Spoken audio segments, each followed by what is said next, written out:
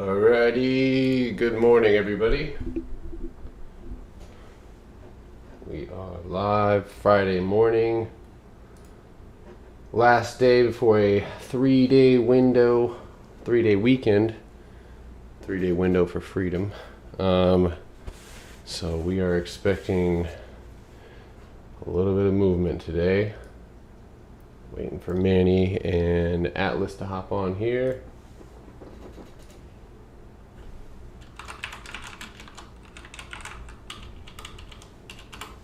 All right.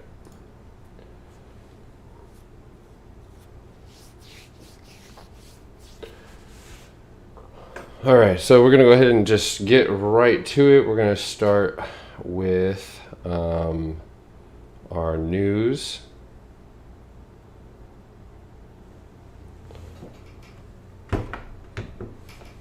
All right. So, got a couple different things here. So Biden is set to release a fiscal budget plan at 2 p.m. Documents show a $7 trillion. Let me verify that number really quick. Yeah, so it says here, where is it at?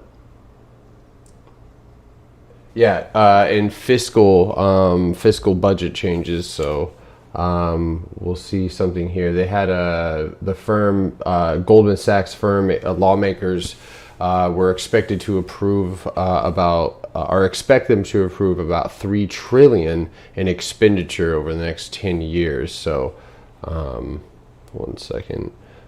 I know that there was a collection of documents that I read about this morning. But anyway, we'll keep it moving here. So, let's see.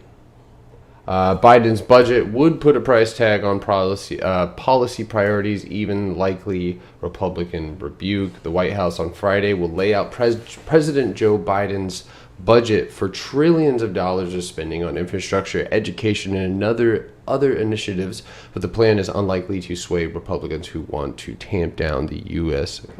government expending. It's you too, Georgie.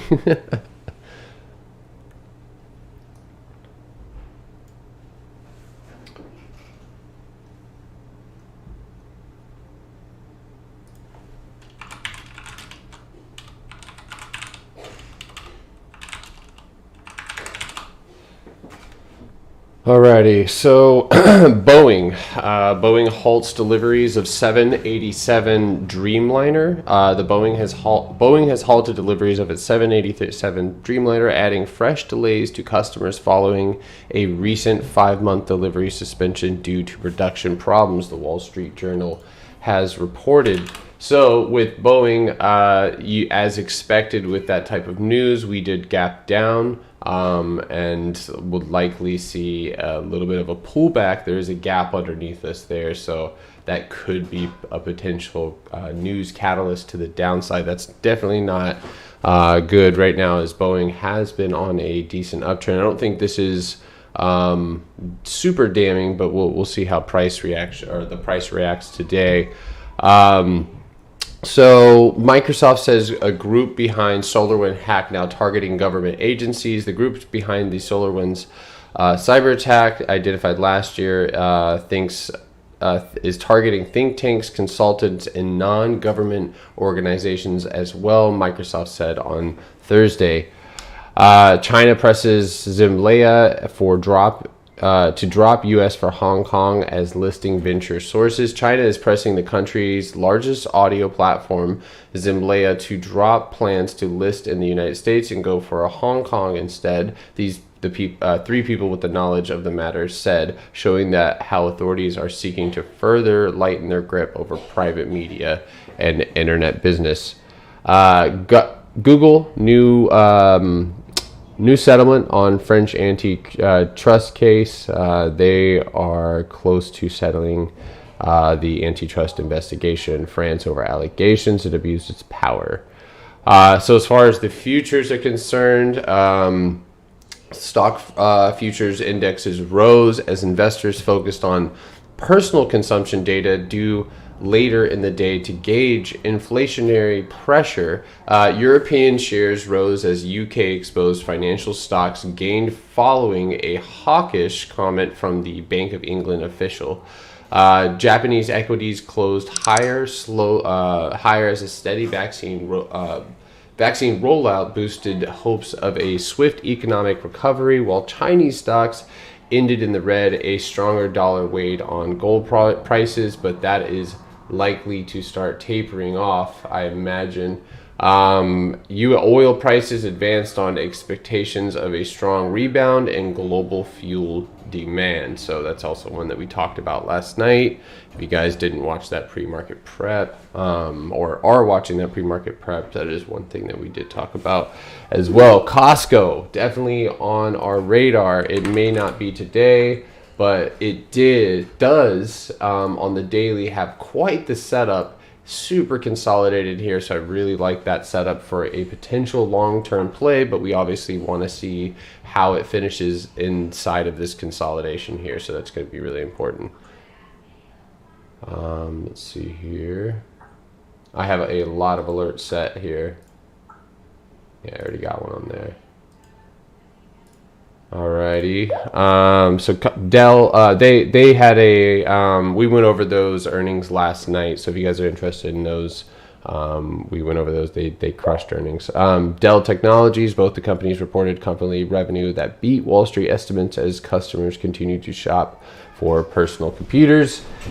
Gap, the retailer, raised a forecast on annual sales and profit, expecting an unabated surge in demand for new apparel as more people begin to step out and socialize after the year. I have seen lots and lots of flow for lots of retail stocks, such as American Eagle Outfitters, AO, this one as well. I've also seen Gap flow, so that a lot of retail flow. I don't know why I'm spacing on other retailers, but Urban Outfitters, Nordstrom, that kind of stuff. Salesforce, I believe that's CRM.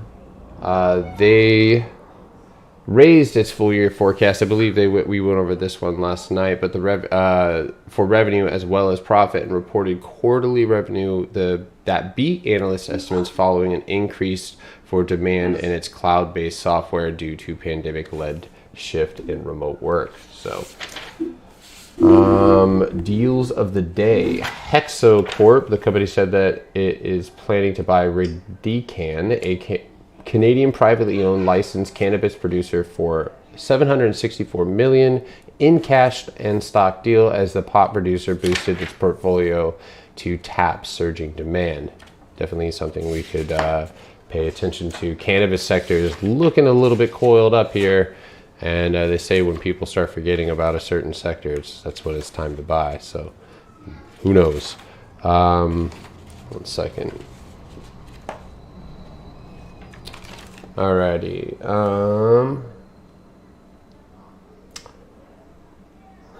Let's see here. 1 second. I gotta find my notes really quick. I flipped the page and now it's disappeared.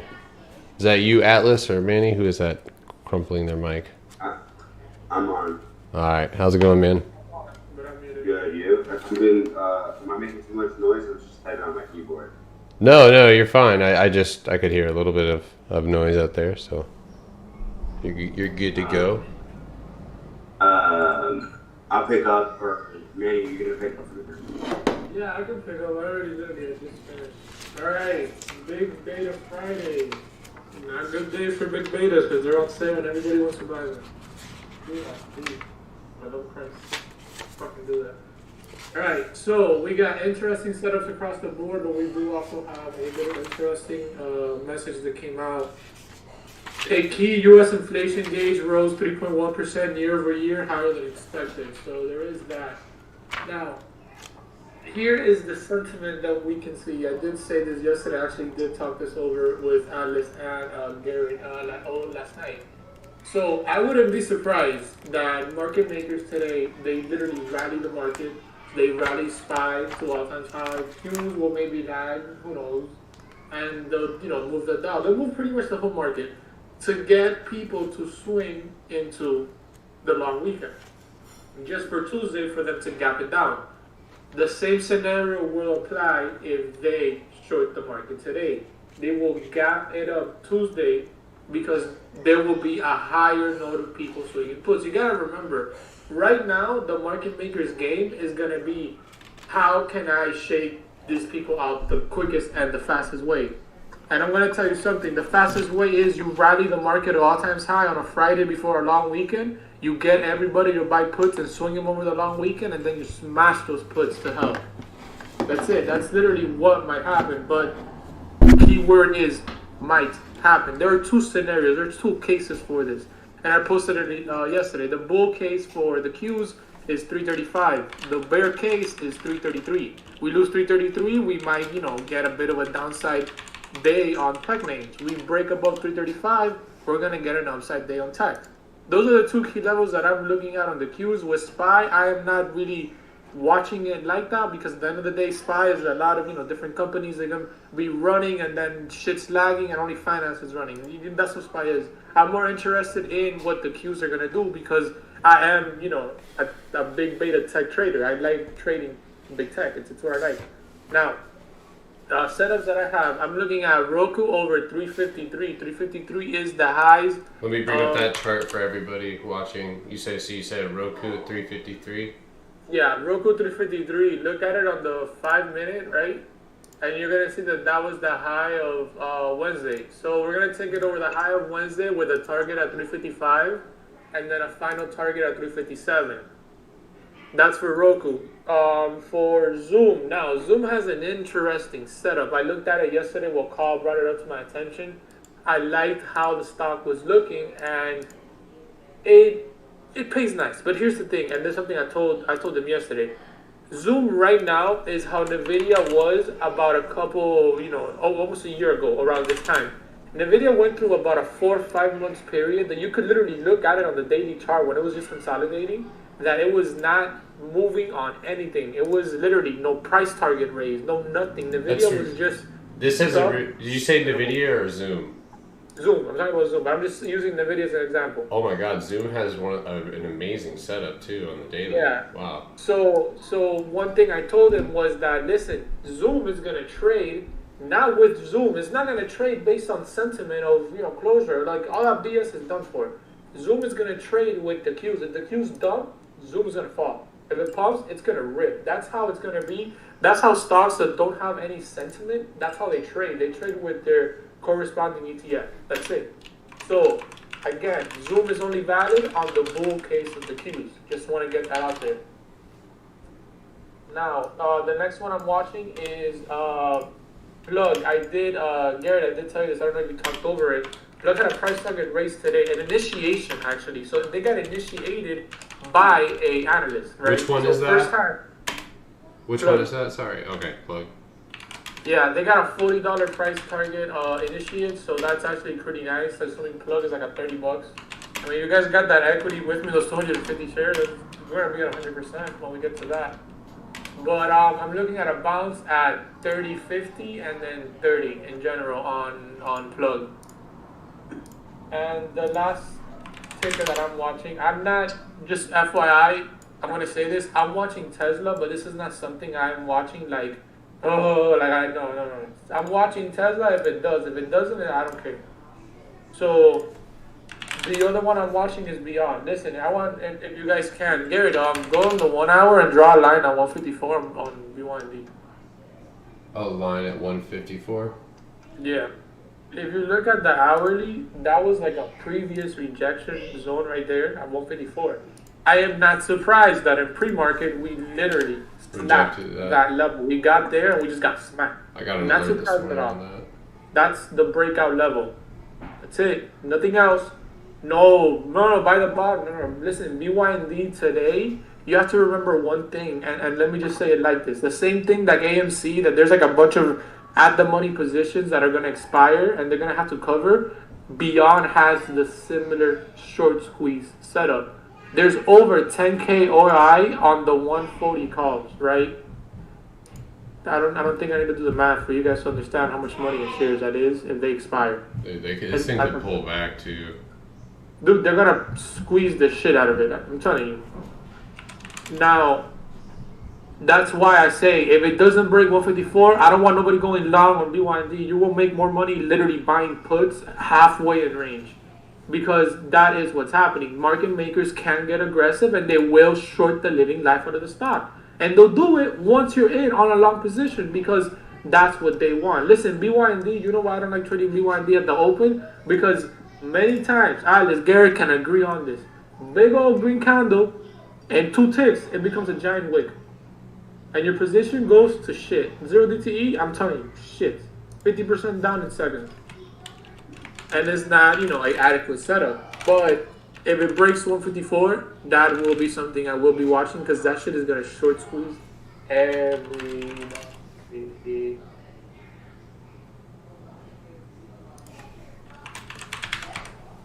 Oh my god, dude, my bad. I didn't know.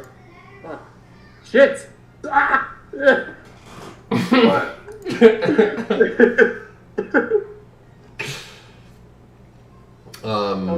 Okay, so I'm gonna go ahead and let Atlas run over some pennies really quickly, and then from there I'll go over some things that I'm watching, also what is trending right now across the markets as far as social sentiment is concerned. So Atlas.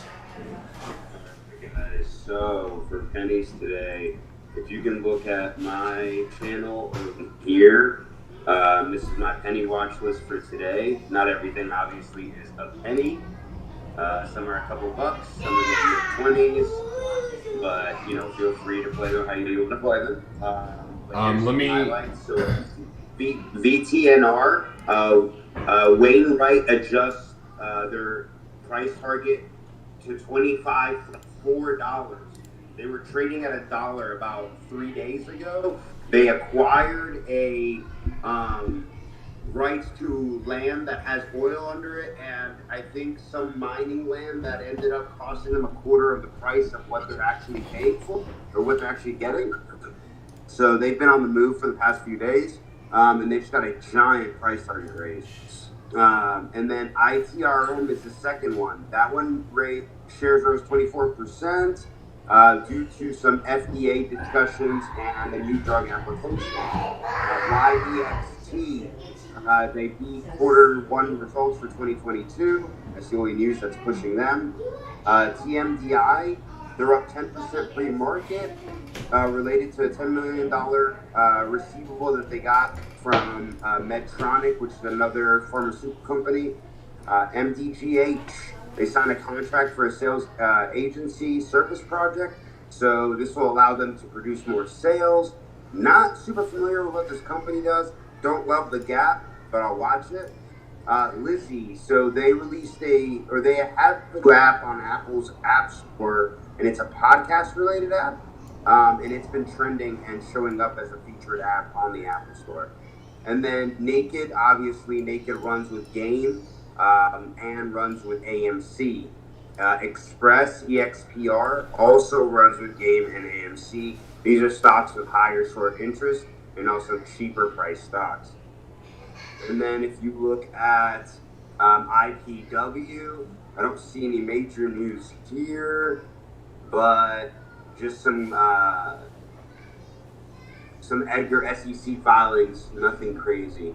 Besides that, that's not all the major news for the pennies. My favorites really to be watching is VTNR, AMC, Naked, I'll watch Express, EXPR, and then also I'll be watching Tesla today. I'm going to look for Tesla to either drop at the open, and I really want to see a bounce roughly around 624.51.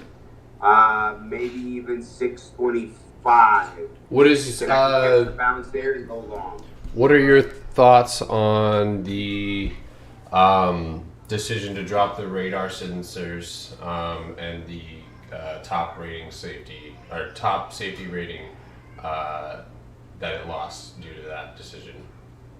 from Wait, the what did that from so it's for the news on that is Tesla's decision to drop radar sensors from 2 of the U.S. vehicles has cost it top safety ratings from widely followed insurance or auto insurance industry groups and the influential Consumer Reports magazine. The move came a day after the National Highway Traffic Safety Administration (NHTSA) has said Wednesday Tesla Model 3 and Tesla Model Y vehicles built after April 27th will no longer be labeled as having some advanced safety features after the automaker said it would transition to a camera-based autopilot system.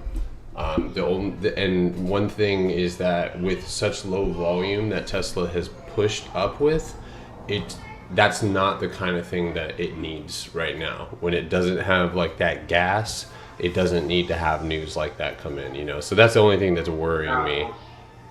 I did not see that. Can you send me the link to that? I have it. It came in the morning. Yeah. So. Okay. Yeah, I don't like that. That's not. I didn't see that news come through, so I completely missed that. So I'm actually potentially, and I'll pull up the chart, but we're at the hourly 200-day EMA, and we kind of made that like flat top look.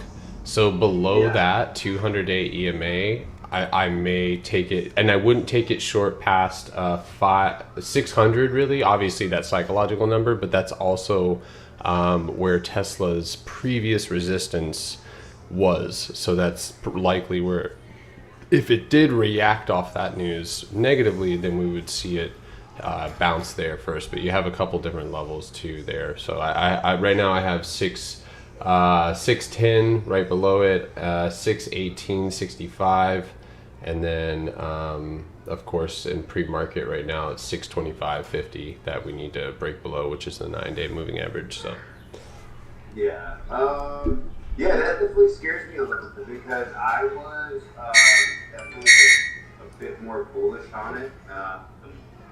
So I don't love that necessarily. Okay. I think what we can do here is set a alert at 6:35, and if it has decent volume, there was a micro gap that's why it consolidated there. There was like this very small gap that it filled, and it filled it in pre-market, and now it's stopped it out there. But this, I mean, it has a rounded bottom look, and I'm curious if Tesla, like, obviously they're going to make a move in order to strategize against this, but, you know, that's going to be, I mean, we're going to have to see what investors' reaction to that is, or if bears are going to take advantage of that, because you, like I said, you've been moving up on decreasing volume. Yesterday, towards the last 5 minutes, you had a giant spike, but who knows if that might have been somebody just adding into sentiment, playing it off of that 200-day EMA. Do we know if Kathy bought yesterday? If Kathy bought? Probably. Kathy did buy, I think, yesterday. Hold on. I saw her buying. I got it right here. Hold on. She bought Zoom. Waka. You remember that Zoom trade? That's why it moved. She bought 58,000 Zoom shares. Don't sleep on it, dude. Kathy and Nancy, dude. Those ladies are running this. I mean, look at her Roblox purchase, dude. She's made a guap. Kathy gave you that setup, MT.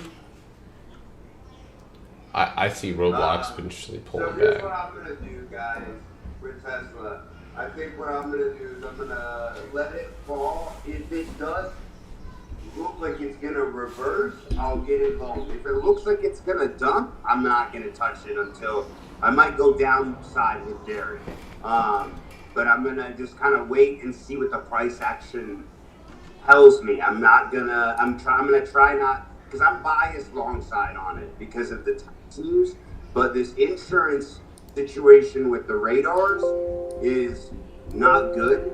I'm going to try not to be biased about long side, and I'm just going to wait and see what price action tells me. And market makers will take advantage of the bias in the downside. And remember that other SPY-related tickers, like let's look at what happened to Apple yesterday. We talked about that one in that pre-market prep about the downtrend or the support that Apple needed to break, and it ended up just trading flat sideways. And then yesterday we saw a really dramatic dump, in my opinion. Not dramatic, but it definitely pulled back. We saw that last 5-minute candle, and it just was a really I mean, today it looks like it needs a bounce, but that's not. Whenever you have, if SPY pulls back, and obviously Manny was talking about the potential of it pushing up to all-time highs. And with that being said, this is a bounce level for Apple. So if that happens and we do see volume moving in SPY and pushing all-time highs, we have to also remember that we've literally watched this happen and watched everything inside of that sector not trade at all. So SPY could run and it could just sit there. But yeah, what's up? Just a heads up, you were talking about Apple got, and I don't know if you said this earlier, and you might have, and I just didn't hear it. Apple got downgraded to 90. Yeah, NSL. Oh my god, dude, we still have those $90 Apple puts. But it wasn't, the only good thing was that it wasn't like one of the big boys. It was... Yeah, it was New Street. New Street is not a big boy. 100%, Manny. It wasn't a big... If it would have been like JP, I would have been like, yo. Dude, if it would have been JP, Apple would be at 120 right now. Easily, dude. They would have fucking sold most. I mean, that's a start. I mean, until... I don't know. When's earnings again, bro, for Apple? When's the next set? Oh my god, can we not talk about that already? We just had them. It's in August 3rd. Atlas, you know how much I hate earnings, bro. Listen, Apple could see if it pulled back today. Got support is all the way at 124, or even 123.85, but. That's potentially where we could see Apple pull back to. It could triple bottom there. You have two bounces off support, but it's not looking that great. It looks rough. All right, so it is 8:57, almost 9 o'clock. So, do you guys have anything else that's popped up you guys want to throw out there? I'm gonna go over trending tickers, and then we're gonna go ahead and. Hop on the. Obviously, people have seen that. I did swing a couple calls, but I kind of screwed myself. I swung them next week, but they're a little out of the money. That's where I'm going to leave it. But I was hoping for a much larger gap on CRM. I had anticipated a very strong beat, which they did have. Overall, their performance has been solid, especially during the pandemic, and I know Garrett reviewed some of that. But I think CRM, if you look at the daily, you have a really nice setup. Let me post a screenshot for you guys real quick. Now, I'm going to post a screenshot, and I want you guys to combine and see where the pre-market price is currently on that chart. It's going to say pre-market on the side of my chart, and you'll be able to see a line. And I'll even circle it in blue. It is currently broken out of this bull flag that I have on the daily, which is a massive, massive bull flag. You see that, guys? That's a huge move.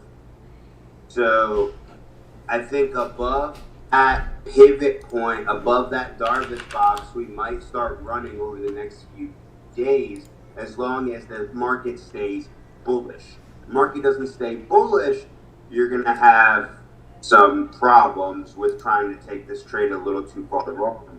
But I'm bullish on Salesforce. I like the company. They crushed earnings and they continue to crush earnings. So. Alrighty, thank you, brother. Thank you, guys. AMC, of course, is trending. As always, what is that doing? Whoa! That one in pre-market, of course, is fucking up again. Eric, can you go over your coin chart that's the that you posted last night? Yeah, absolutely. So looks like it's already shown us what is potentially going to play out here unless it ends up faking out. So what I posted was what looked to be an ascending wedge here, or excuse me, not ascending wedge, an ascending triangle. This ended up consolidating really, really tightly yesterday, and then today, in pre-market this morning, we are below that 5-minute 200-day EMA. We've gapped down. So these patterns a lot I've seen, because they're almost so widely known. If you see low volume inside them, they're just market maker traps. They just build ascending triangles, and then they wait for you to jump in, and then they do too, but not the way you want them to. But so right now, pause. So right now, 140 or 240, excuse me, below that, and you're gonna have some issues with Coinbase today. If you look at the daily, here's what we're looking at here. Coinbase is currently up against a very small gap. That gap would likely take us to 260. That's the 50-day EMA and resistance. Plenty of room on the RSI, but we have to remember this just at IPO. There's not a whole lot of data to work off of here. If you go down the lower time frame, a little bit easier to work with. Just made its first 200-day EMA. So cute, but just like Manny would say. But below that 50-day EMA here, and I do think that coin would likely reject this, but we'll watch this today. I think that either way, if you could make some decent plays on this one, as it is rejecting a pretty pivotal resistance. And then, like I said, if it does end up reversing, because like I said, I've seen them go up and break out and then reverse, but I've also seen them break down and then completely reverse as well. So we'll wait for the first hourly candle to close if it does move to the upside as confirmation. So.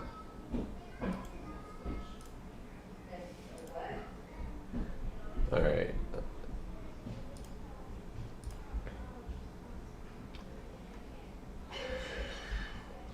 Everything look good on that? Okay. All right, so I'm a degenerate and I grabbed more AMC. I am currently looking at buying a house with the AMC profits, so I'm going to probably take profits. No, I'm just kidding. Hey,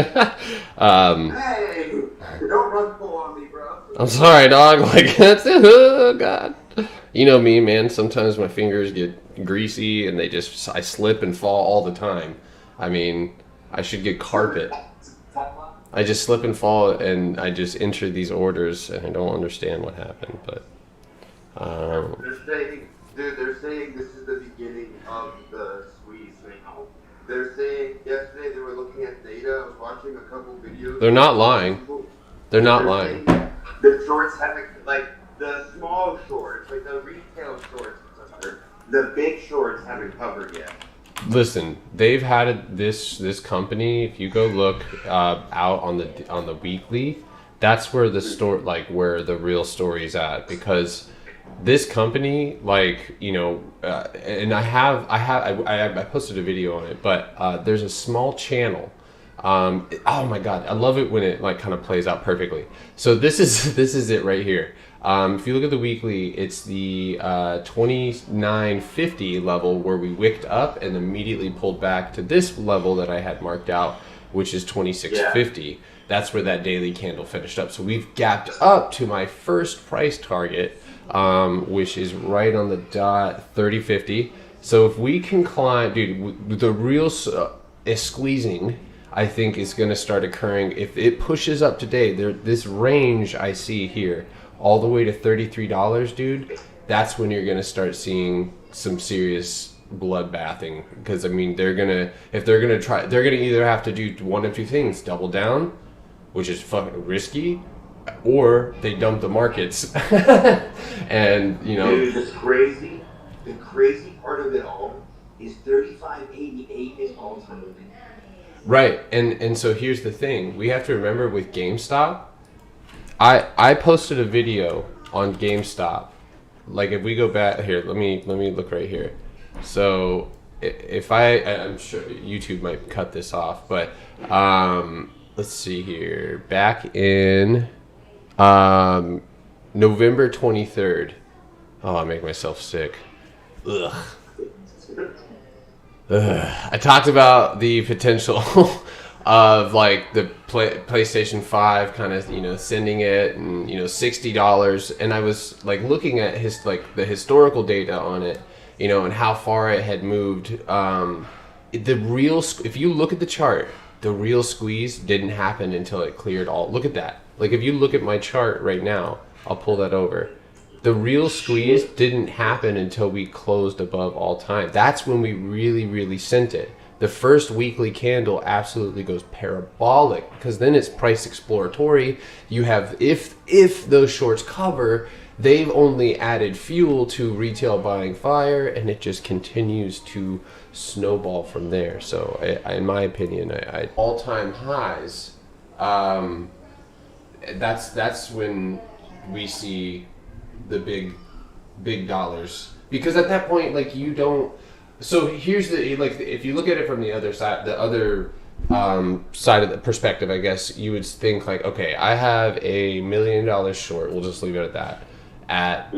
Like I've had this for fucking generations. No, I'm kidding. But like I've had this big short, and I'm now forced with the decision to either cover that short, or double down. And then looking at the situation, you have a mass influx of retail buyers that, like, and it goes back to that comment that people have said on Reddit, and excuse me, but they can stay retarded longer than these hedge funds can stay solvent. And they will continue to. It is a trading style that eventually will probably burn. There will be something that comes out, but right now, if you wanted to short something like that, you might as well just kiss that money goodbye and call your bank and just tell them, be like, just margin call me, like now. As Astro would say, just Venmo me. Right, there you go, just Venmo me, because at some point, like, you're just playing with fire. So yeah, 100%. Yeah. So, dude, like, I might even like double down on my position long. Honestly. Yeah. 1 second. I might feel it. Because I was so mad at myself. Like, I knew the game short squeeze was happening in the 40s, and I didn't even, like, bother to add.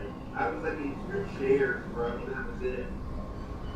I don't think this one will go as parabolic as even though this will go more parabolic. You have to believe that? Yeah. But, I think this thing can go to $100 possibly. This is my biases, guys. Do not take this as like TA or financial advice. Hey, will you move a little bit closer to the mic? Sorry, did you hear that though? I was saying that's my biasness. I don't want anybody to take that as TA or as financial advice. Like, but I think AMC could potentially get to $100 if the squeeze continues and sentiment is still there. But you just, you got to be careful. You got to watch out what you're doing. You got to be smart about how you're trading this thing. And also, like, it's smart. If you are, like, heavy in shares, buy some puts. Buy some puts. Like, if you're heavy in shares, buy some puts. Have the puts there for your shares. If you wake up the next day and the stock tanked and you have these puts, you can exercise the shares for not being down a ton, right? You can exercise them. Let's say you wake up, AMC's down to $20. You bought in at $50. You had puts for 40. Okay, well, you can sell your shares for $40 then. Win-win, right? You still made money, right? But at the same time, or not made money, but you still lost money because you bought at 50, but you lost money at $10 per share versus $30 per share, right? So it depends on how you want to do it. If you buy at 50 and the stock goes up to 60, buy $55 puts if they exist. And then if the stock plummets, you can still sell each share at $5 of profit. So. All right, guys. Well, that pretty much, as far as YouTube is concerned. Thank you guys for hopping in. We're gonna go ahead and hop in the Discord, get ready, go over some levels, soothe our nerves. Thank you guys for joining us. Those of you in the Discord, I'll be back. All right. All right, now.